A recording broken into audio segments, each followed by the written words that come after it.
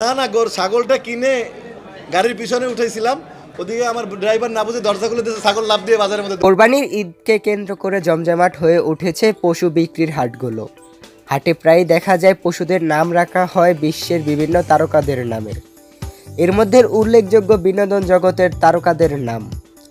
এবারও তার ব্যতিক্রম হয়নি, তবে এই তালিকায় রাজত্ব করেছে জায়েদ খান। প্রায় দেখা যায় গরুর নাম রাখা হয় জায়েদের নামে। বিষয়টি নিয়ে মুখ খুললেন জায়েদ খান নিজেই।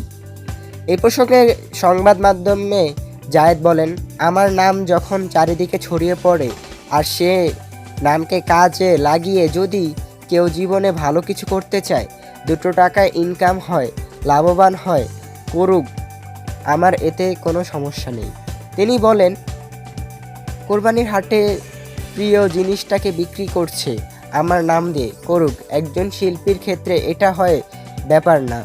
এর আগেও সেলিব্রিটিদের নামে এক্ষেত্রেও এমন হয়েছে দেখা গিয়েছে।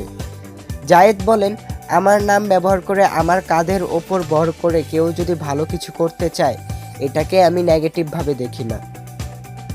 কারণ নেগেটিভভাবে দেখলে আমি আমার কাজে মনোযোগ দিতে পারবো না। কোরবানির পশুর হাট নিয়েই আমার পড়ে থাকতে হবে।